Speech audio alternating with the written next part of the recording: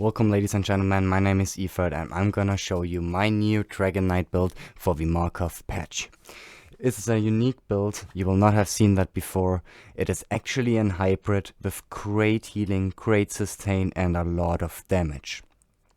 So, here in the beginning sadly my duo partner died, so this group really has a lot of damage going on. So we have to kite around and have to find the weak targets while we're keeping our buffs up and our dot pressure on the enemy. It has a very high ulti regeneration, and like you can see here, the Stamina Nightblade can't handle the pressure, so he goes down. We almost got the Magic and Nightblade there, but sadly we lost track of him, so back again, buffing up.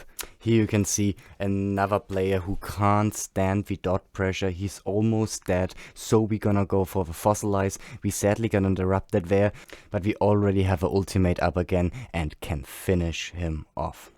Here you can see my enemies already running out of ideas. By trying to go for the res, we're gonna interrupt the res and keep going, keep the dot pressure up. Another ultimate up, and looking for our target upstairs. We're gonna leap him and finish him off.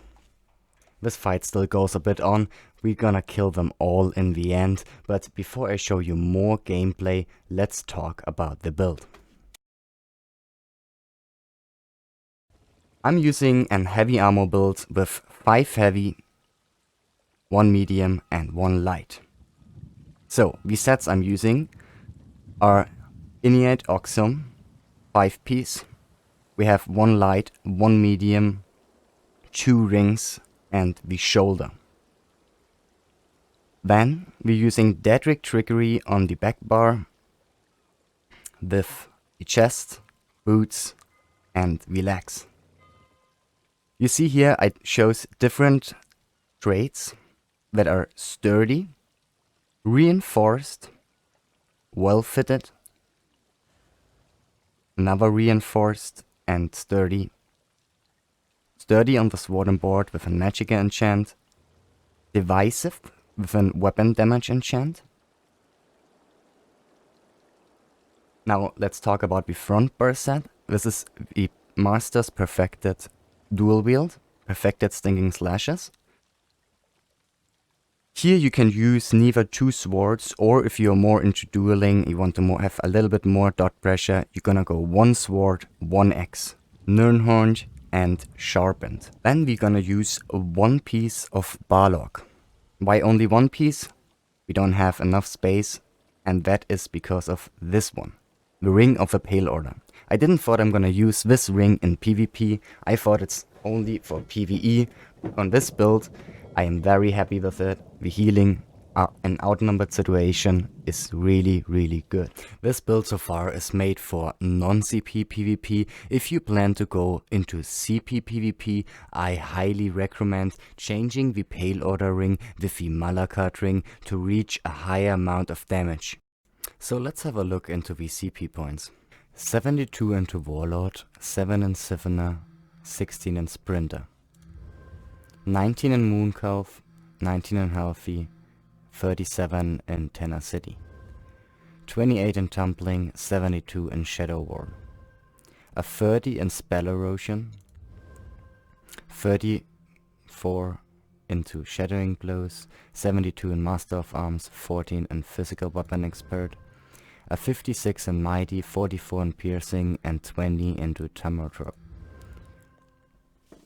We have 72 in Ironclad, 49 in Resident, 40 in Thick-Skinned, 49 in Hardy and Element Defender, and 11 points into Quick Recovery.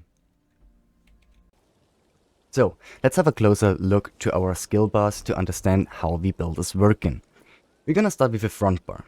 We have Noxus Breath for our fracture and damage, slow, overall AoE damage, which also gives us healing from the Pale Order ring. We're using the Flames of Oblivion to get Major Prophecy and Major Severage. You can say dot, it's a damage over time in different times where we are in medium range or time together with our ultimate to have a higher burst damage. For our CC I'm using Shattering Rocks. Why Shattering Rocks and not Fossilize, you're gonna ask yourself. Well, In outnumbered situations, and especially this patch where well fitted is very strong, people will anyway dodge roll after this shattering, after your CC. So I decided to go with Shattering Rocks, giving us another heal if a target is gonna attack us. This is very good, and I definitely prefer that in outnumbered situations. So, since we do using the Master's dual wield, we're using Blood Crazy as our spammable. It's not only a spammable, it also makes a good damage over time, since it gets also increased by the Master dual wield. Same as the additional hit, the damage we're gonna hit is spammable damage. It's definitely a good value. Last but least, Walling Blades. We need that as an execute AoE damage. It is great. Our ultimate is Ferocious Leap. Now you're wondering why this one, why not the stamina one? Well, your ultimate's gonna scale with your highest stats, and on this patch I felt a lot of times when I used my leap, I was dying mid-air just because the dot pressure was too high. You want to stay offensive after your ultimate, you don't want to go defensive, so it's only a little damage loose, but you get a huge shield which will reach about 14k in non-CP. So we do like that. Let's have a look at the back bar. We're using bodylined armor. It's also crazy good for having another dot pressure. You can reveal enemy night blades. Just a great skill. For our major brutality and sorcery, we're gonna use the Molten Ornaments. This also increases your heavy attacks by 50%. On this build, you have to heavy attack quite a lot to sustain, and this is just a great skill. I love it. This third skill is Coagulated Blood. Now you ask yourself, again, like, this is a stamina Dragonknight. Why that? Well, all our sets giving us spell damage and weapon damage, both. Our spell damage is almost as high as our weapon damage. The healing we're gonna reach on the tooltip is in the end completely buffed up around 9k, and it can get increased by 33% additional to the missing health. Also quite important, we're gonna get Major Fortitude, which increase our health recovery by 30%. Why is that as important? I'm gonna explain later on. For our snare removable and Major Expedition, we're using Race Against Time. You see here mine is not leveled yet, it will be 2 seconds, grants immunity for immobilizations. Very good, we have to use this. Then Resolving Vigor, our healing over time, important, you can't mess that out, here it is. So for our back bar, the Shifting Standard. Again, you're asking yourself, it's a stamina Dragonknight, why you go for the Shifting Standard? Well, this is now the interesting part about the build. Daedric Trickery will give us access to Major Harassment, right? But we not even only have this, we also using the Essence of Magicka, which gives us as well Minor Harassment. These potions are sadly very expensive. You will need Columbine, Dragon's Blood and Dragon Rheum. You can also use the Essence of Health, which gives you health, stamina and magicka, and you need Bulkless, Mountain Flower and Columbine for it. They are way cheaper to use. So, together with Major Harassment and Minor, and the backbar trait of Decisive, we're having a crazy ultimate generation. So, in outnumbered situations, a lot of times, since the Shifting Standard has a 29 seconds uptime, I have my Shifting Standard up and my ultimate regenerates so fast, I will get a leap while my standard is up. This is a crazy good combo, it deals a lot of damage, and in order of this damage, we get a lot of healing from the Pale Order Ring. So, like I mentioned before, why is it as important to have the Major Fortitude as well? It's just because of the potions which only give us magicka and stamina, so we're getting our Major Endurance and Major Intelligence from the potions, and the Major Fortitude from the ability. One thing I forgot to mention, for the front bar we are using the damage health poisons, double dot poisons called. They provide the highest amount of damage. This is what we want. Sadly, enchantments and poisons are not working with the Pale Order Ring, but anyway, we wanna have this extra damage over time pressure. So, let's have a look at our stats. We're gonna buff up here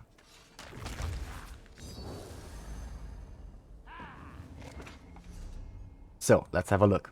We're having 1100 Magicka recovery, 1700 health recovery, 1100 stamina recovery, 28.4k spell resist, and 24.7 physical resist. One thing I have to mention here is that this set is visually not increasing the tooltip of your damage and your healing abilities or your character sheet. With Major Brutality and Major Sorcery, you have to add another 480 spell and weapon damage. So on the front bar we have 2500 weapon damage, 2400 spell damage. Like I mentioned before, it is almost a hybrid build because of these stats. So our maximum Magicka is 19k, our health 13k, our stamina almost 26k. So let's have a closer look at our buffs. At the moment the health is a little bit too high, normally it is 28k. Because of the Emperor ship I have 2k more, so keep that in mind. For our Mundus, I have chosen the Ritual. Why that, you ask yourself? Well, healing done is increasing the restoration of the Pale Order Ring. You're gonna see this number is increasing. It is already 24%. If we're getting the Major Mending from Daedric Trickery, it's gonna go up to 27%. This is a lot. If you feel too slow in this build, since it's heavy armor as well, you can also choose the Steed Mundus. Health recovery is very strong this patch, and the extra 10% movement speed makes it probably the strongest Mundus in the game, but like I said, the Ritual I do really like. We are using the Sugar Skulls, increasing our health, stamina, Magicka and health recovery. From the value, it's the best buff food in the game. We are also an Agonian.